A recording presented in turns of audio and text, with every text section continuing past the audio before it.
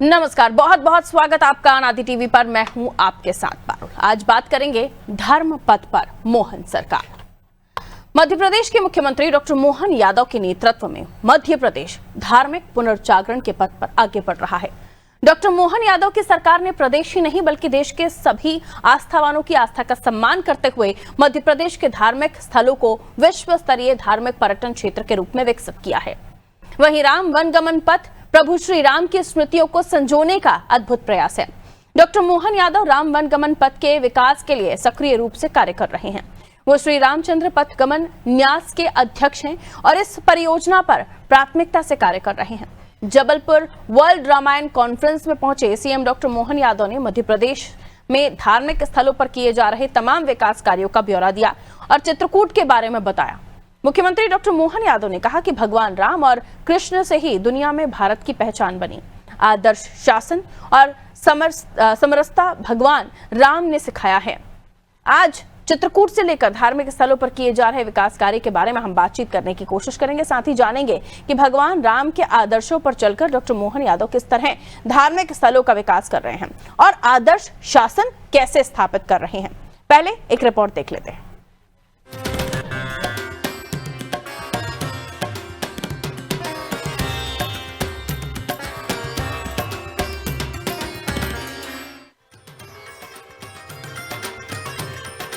धर्म और आस्था के प्रदेश के रूप में तेजी से अपनी पहचान स्थापित कर रहे मध्य प्रदेश में राम वनगमन पथ के सर्वांगीण विकास के लिए कार्य प्रारंभ हो गया है। भगवान श्री राम और भगवान श्री कृष्ण के चरण जिन जिन स्थानों पर पड़े हैं उन्हें तीर्थ स्थलों के रूप में विकसित करने का संकल्प डॉक्टर यादव की सरकार ने लिया है। राम वनगमन पथ के सभी प्रमुख स्थलों को विकसित करने के लिए कार्य योजना बनाकर उसे चरणबद्ध तरीके से लागू किया जा रहा है। इस 1450 किलोमीटर लंबे राम वनगमन पथ को भव्य धार्मिक केंद्र के रूप में विकसित करने का निर्णय लिया है। राम वनगमन पथ में सतना, पन्ना, कटनी, अमरकंटक, शहडोल, उमरिया आदि जिलों के 23 प्रमुख धार्मिक स्थल हैं। अभी 11 जिलों में 25 स्थल जुड़े हैं और नए स्थलों जैसे मंडला, बालाघाट आदि को जोड़ा जा रहा है। बजट में इस वर्ष 25 करोड़ रुपए का प्रावधान किया गया है। कुल परियोजना में चित्रकूट, ओरछा सहित कई स्थलों के लिए 2200 करोड़ रुपए से अधिक की योजनाएं चल रही है। मुख्यमंत्री डॉक्टर मोहन यादव ने संकल्पित प्रयास प्रारंभ किए हैं कि चित्रकूट को अयोध्या की तर्ज पर विकसित किया जाए। यहाँ भगवान श्री राम के जीवन से जुड़े प्रमुख स्थलों का समग्र विकास किया जा रहा है, जिसमें घाटों का जीर्णोद्धार, सौंदर्यीकरण, कामतगिरी पर्वत पर परिक्रमा पथ का निर्माण और भूमि अधिग्रहण शामिल है। अयोध्या में राम मंदिर निर्माण के बाद पर्यटकों का फोकस चित्रकूट पर होने से धार्मिक के साथ साथ medical tourism, health wellness centre को भी बढ़ावा दिया जा रहा है। ओरछा में श्री राम राजा लोक परियोजना के दूसरे चरण का शिलान्यास किया गया है, जिसकी लागत लगभग 125 करोड़ रुपए है। हेलीकॉप्टर सेवा से ओरछा जैसे स्थलों को जोड़ा जा रहा है।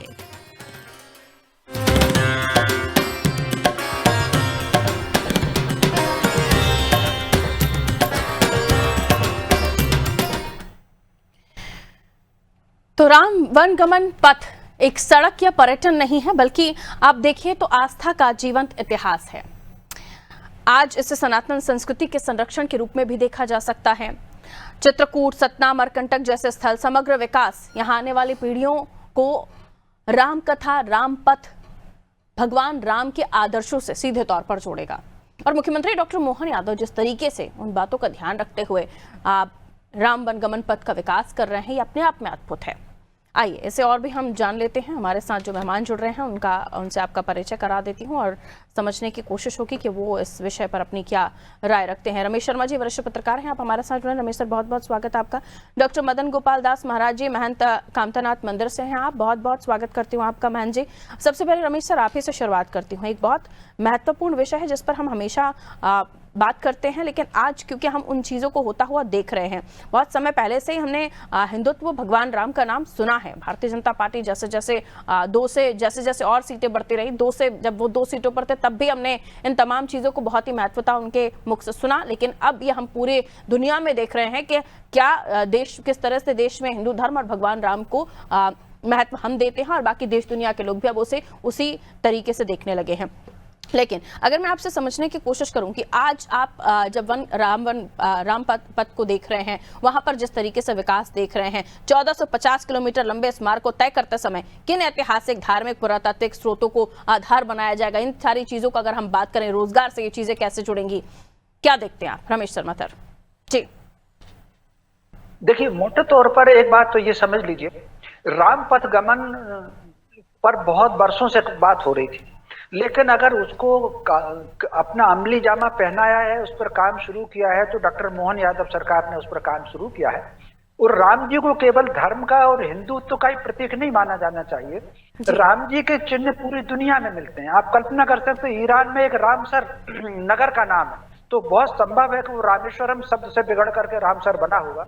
तो कुल मिलाकर के पूरी दुनिया में कहीं ना कहीं उल्लेख उनका मिलता है। इंडोनेशिया से कितने लोग इंडोनेशिया से आए हैं, मॉरिशस से आए हैं, सूरीनाम से आए हैं, यहाँ उन्होंने शोध किया है।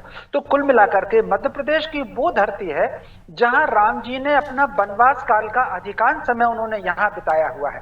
तो यहाँ आप अत्रि मुनि का और देवी अनुसुईया का आश्रम यहाँ रहा है।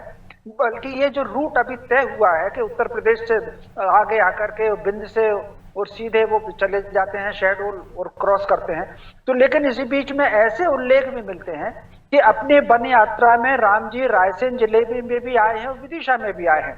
आगे चल करके राम जी ने जब राज्यों का बंटवारा किया है, तो विदिशा उन्होंने अपने छोटे भाई शत्रुघ्न के बेटे शत्रुघाती को ये क्षेत्र अलाट किया था। तो स्वाभाविक रूप से राम जी को अगर हम देखेंगे तो वो संकल्प शक्ति कहीं ना कहीं उनकी उपस्थिति में है। तो ये जो पूरा का पूरा ट्रैक है राम पथगमन का, अगर हम सल्तनत काल में देखें और अंग्रेजी काल में देखें, कहीं ना कहीं ये राम जी की यात्रा का ही प्रभाव था कि इस क्षेत्र ने पूर्ण समर्पण ना तो सल्तनत के समय किया है और ना अंग्रेजी के समय किया है। समझौते किए हैं और समझौते करके थोड़ा सा खुद का बचाव किया, और अवसर आने पर औरंगजेब तब पर हमला किया है और अंग्रेजों पर भी 1857 का जो विद्रोह है, आप उस ट्रैक पर देख लीजिए, उस क्रांति का, वो राम जी के ट्रैक पर ज्यादा है।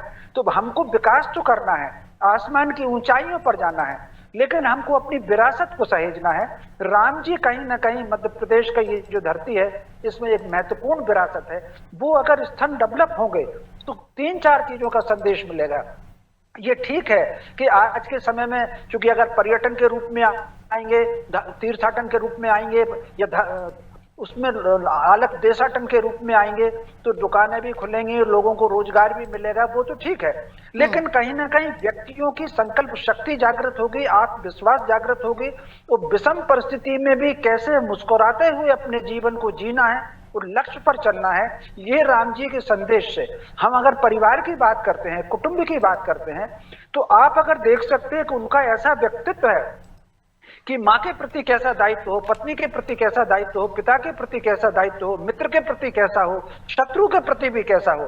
कितनी बड़ी सीख राम जी ने दी है, ये हम सुंदरकांड में देखते हैं कि उन्होंने 3 दिन तो कहा समंदर से कि भैया हमको जाने दे, रास्ता दे दे, नहीं माना, तो उन्होंने खींचा, गए 3 दिन बीत, बोले राम भयबिन होय न प्रीत। तो कुल मिला करके ये जो शत्रु के साथ किस प्रकार व्यवहार करना, ये जो बार बार हम पाकिस्तान हो या बांग्लादेश हो हमको दबाते रहते हैं, तो कहीं ना कहीं राम जी के जीवन से हमको अपने जीवन में ये सीख भी समझनी है कि शत्रु के साथ व्यवहार कैसा, मित्र के साथ व्यवहार कैसा, परिवार को कैसे चलाना, राष्ट्र को कैसे चलाना, राजनीति कैसे करना, समाज नीति कैसे करना, धर्म नीति कैसे करना।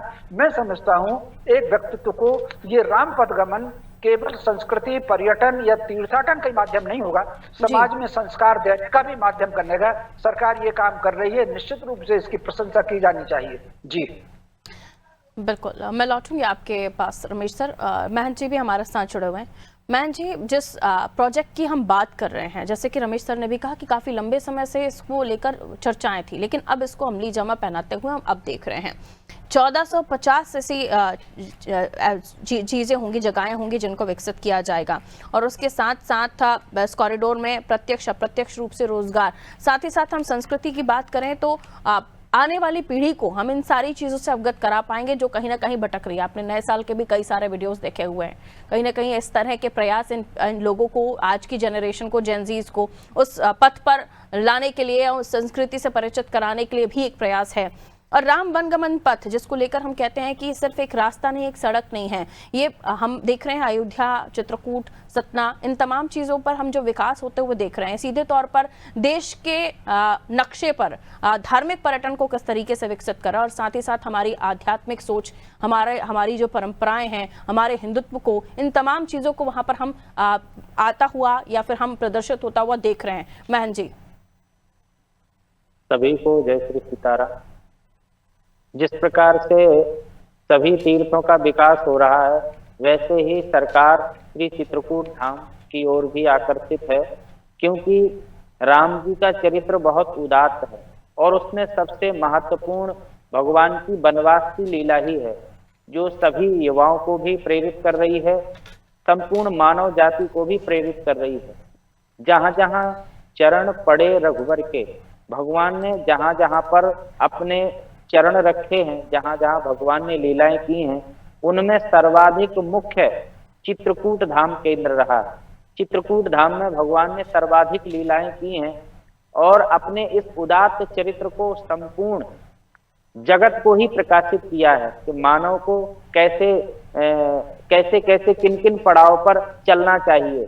अगर उसको आदर्श जीवन व्यतीत करना है तो निश्चित है वह बहुत ज्यादा भौतिक संसाधनों में या बहुत ज्यादा सुख सुविधाओं का वर्णन न करे। त्याग की भी वृत्ति उस मानव को रखना चाहिए, जिसके लिए भगवान ने सिंहासन का परित्याग किया और सीधे वनवास की लीला को आए और उन्होंने चित्रकूट धाम को केंद्र बनाया। और चित्रकूट धाम में 84 कोस की परिधि में भगवान ने लीलाएं की हैं। उन स्थलों को आज सरकार चिन्हित भी कर रही है और वहां पर विकास भी कर रही है। और धर्म, संस्कृति और आध्यात्म का यह केंद्र है। यहाँ पर ऐतिहासिक धरोहर भी है, यहाँ पर पौराणिक भी है, जो हम प्राकृतिक स्वरूप का दर्शन करते हैं, और सांस्कृतिक विरासत तो संपूर्ण उसमें भरी पड़ी है।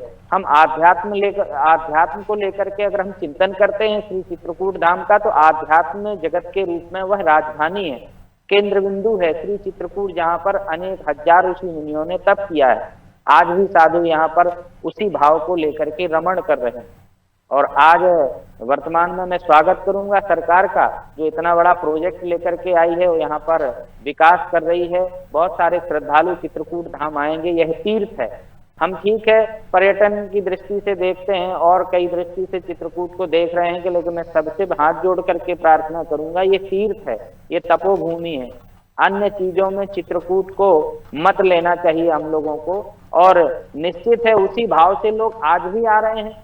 लाखों लाख भक्त अमावस्या को दर्शन करने के लिए आते हैं, नंगे पदस्नान परिक्रमा लगाते हैं लेट करके, और उसी भाव में भगवान का दर्शन करते हैं। जैसे हमारे श्री सीताराम जी यहाँ पर नंगे पदस्नान चित्रकूट में रहे हैं, तप किए हैं, उसी भाव को लेकर के आज भी लाखों लोग दर्शन कर रहे हैं। और जो बात आपने कही है युवाओं की, युवा पीढ़ी भटकी हुई है, तो उसको भी मैं शासन सरकार से भी और अधिक यह है कहूंगा कि बजट देकर के लोक लुभावना कुछ चित्रकूट की ओर, ऐसे हमारे तीर्थों की ओर जहां जहां प्रभु गए हैं, तो हमें लगता है कि वो युवा पीढ़ी जब वहां दर्शन करेगी, वो दर्शन और उसमें अपने शोध पत्र में भी लिखेगी कि चित्रकूट धाम हम गए थे, हमने इन चीजों को, इन स्थलों का दर्शन किया, तो निश्चित है वो हम विश्व पटल पर उसको रख पाएंगे। क्योंकि युवा पीढ़ी इस टेक्निकल ये दुनिया जो चल रही है ना मोबाइल वाली, और अनेक प्रकार से लोग रोज दुनिया को देख रहे हैं मोबाइल में, टीवी चैनलों में, उनसे लोग जल्दी से जुड़ेंगे और चित्रकूट धाम का दर्शन करने के लिए। ये बहुत अच्छी बात कही आपने कि आज की युवा पीढ़ी को जोड़ना है तो आपको उन्हीं के तरीके से उनके मस्तिष्क तक पहुंचना होगा। मैं सोमनाथ की तरफ जा रही हूँ, हमारे सहयोगी हैं और इस वक्त जबलपुर में मौजूद हैं। सोमनाथ, देखा जाए तो सीधे तौर पर अब ऐसे कहने में कोई गुरेज नहीं है कि ये स्वर्णकाल है धर्म संस्कृति का, खासतौर पर मध्य प्रदेश की बात करें तो मुख्यमंत्री डॉक्टर मोहन यादव के नेतृत्व में राम वनगमन पथ का काम शुरू हो चुका है, स्थलों का चिन्हीकरण हो चुका है, 2200 करोड़ रुपए से अधिक की योजनाएं हैं जिनको हम होता हुआ वहां पर देखेंगे। क्या मान रहे हैं, किस तरह का बदलाव हम देखेंगे, किस तरह की चीजें होंगी वहां पे, क्योंकि आम जनमानस इसे जब अपने काम से, अपनी आस्था से, अपने रोजगार से जोड़कर देखता है तो वो उसे अलग नजरिए से देखेगा, क्योंकि वो पलायन रुकेगा, खास तौर पर बहुत सारी चीजें होंगी। जी देखिए, मध्य प्रदेश के मुख्यमंत्री मोहन यादव की एक अच्छी पहल ये शुरू हुई है और इससे जो आम जन है, जनता में इसमें काफी खुशी का माहौल बना हुआ है, क्योंकि जनता को जो राम जी, अभी जैसे जबलपुर की बात की जाए तो जबलपुर में वर्ल्ड रामायण का एक 4 दिवसीय कार्यक्रम है, चौथा वर्ल्ड रामायण का आयोजन किया गया, जहां मुख्यमंत्री मोहन यादव कल यहाँ पर आए हुए इस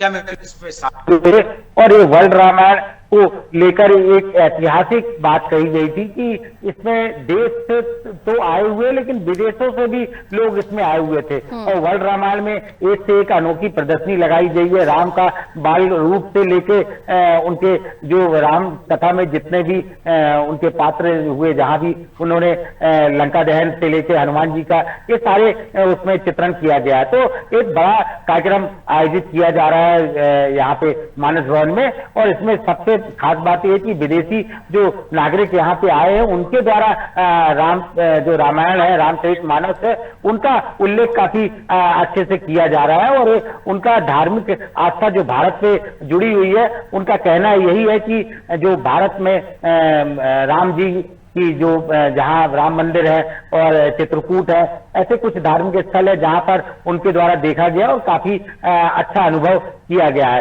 तो धर्म की राह पर चलने के लिए विदेशी नागरिक भी यहाँ पर आए हुए हैं, तो उनके द्वारा भी वर्ल्ड रामायण में शामिल हुए और उन्होंने अपना अनुभव साझा अनादि टीवी से किया था। तो जो मध्य प्रदेश सरकार, मुख्यमंत्री मोहन यादव द्वारा ये पहल की गई है, ये अच्छी पहल है। जी बिल्कुल, और इस पहल का सभी स्वागत कर रहे हैं और ये स्वागत योग्य काम है जिसको लेकर हम पहले भी चर्चा कर चुके हैं कि हमने काफी इंतजार किया है। तो सीएम डॉक्टर मोहन यादव के नेतृत्व में धार्मिक पुनर्जागरण के पथ पर मध्य प्रदेश कहीं ना कहीं आगे बढ़ रहा है। और रमेश सर, इसको अगर हम समझने की कोशिश करें तो आने वाले समय में हम अयोध्या, हरिद्वार के तर्ज पर मध्य प्रदेश के तमाम वो जगहें जो धार्मिक स्थल हैं उनको हम पुनर्जागरण वहां पर भी होता हुआ देखेंगे, उसी तरीके से उनको विकसित होता हुआ देखेंगे।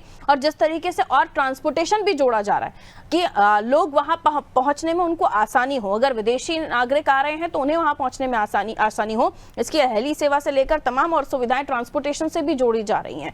जाहिर है जब लोग विजिट करेंगे उसका अलग इम्पैक्ट पड़ेगा। और अभी महन जी भी कह रहे थे कि युवाओं को जोड़ने के लिए पहल होनी चाहिए उन्हीं के माध्यम से। जी सर। देखिए, मोटे तौर पर इन स्थानों का विकास होगा और यहाँ आवागमन के साधन जैसा कि सरकार बढ़ा रही है, रोड भी बना रही है और हवाई सेवा जैसा कि आपने कहा वो भी बढ़ा रही है। इसके अलावा वहां पर सड़कें चौड़ी करने का काम भी हो रहा है, नई कॉलोनियां बनने का काम भी हो रहा है और पानी, ये जो बुनियादी आवश्यकताएं होती हैं पानी की, उन सब का भी व्यवस्था हो रही है। तो इससे 2 प्रकार के लाभ होंगे। पर्यटन या तीर्थाटन जो बढ़ेगा वो अपनी जगह बढ़ेगा, कहीं ना कहीं क्षेत्र का विकास होगा और भारत की संस्कृति की गरिमा पूरे संसार में जाएगी। ये जो क्षेत्र भारत में कभी धार्मिक स्थल हुआ करते थे, मंदिर, ये केवल पूजा उपासना के और घंटरिया बजाने के स्थान नहीं हुआ करते थे, ये संस्कार के केंद्र हुआ करते थे। प्रत्येक स्थल पर जिसको हम धर्म स्थल कहते हैं, उस पर एक अनुसंधान केंद्र भी जुड़ा रहता था, गुरुकुल उसके साथ जुड़ा रहता था, बच्चे पढ़ते भी थे।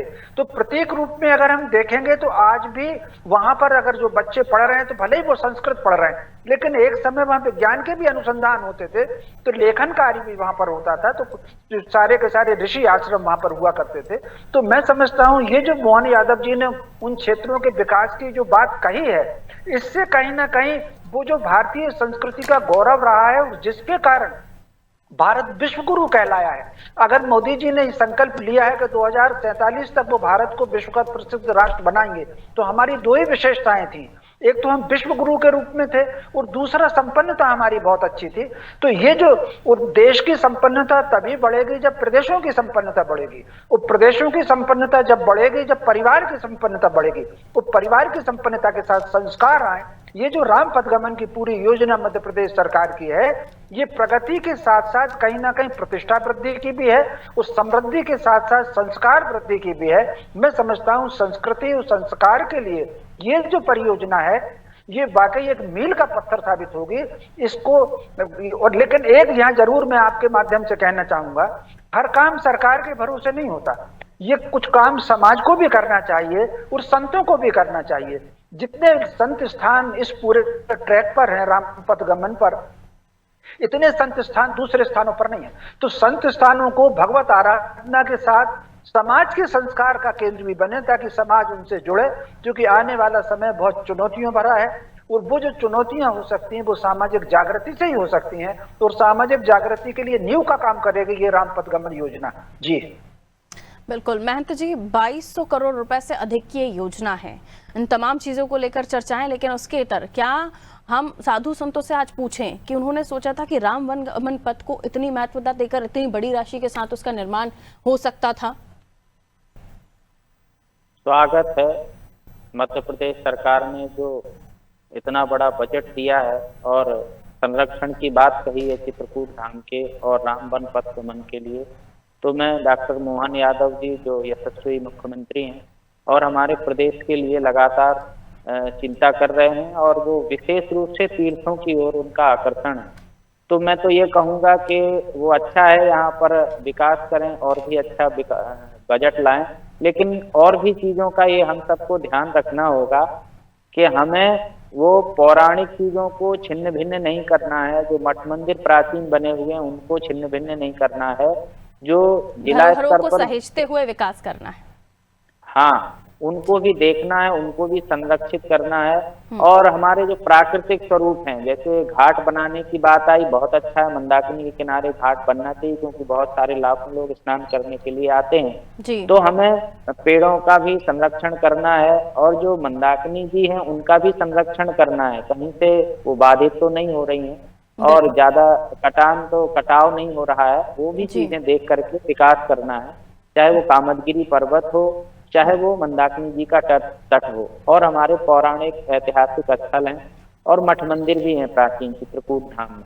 क्योंकि क्या है, बहुत सारी बातें जिला प्रशासन के माध्यम से नहीं पहुंच पाती हैं ऊपर तक, तो मैं इस चैनल के माध्यम से, अनादि चैनल है और ये लगातार संतों के संपर्क में रहता है और हम कहेंगे कि और तेज गति बढ़े तो और भी संत हैं जो जिज्ञासाएं रखना चाहते हैं वो आपके चैनल के माध्यम से रखेंगे ही।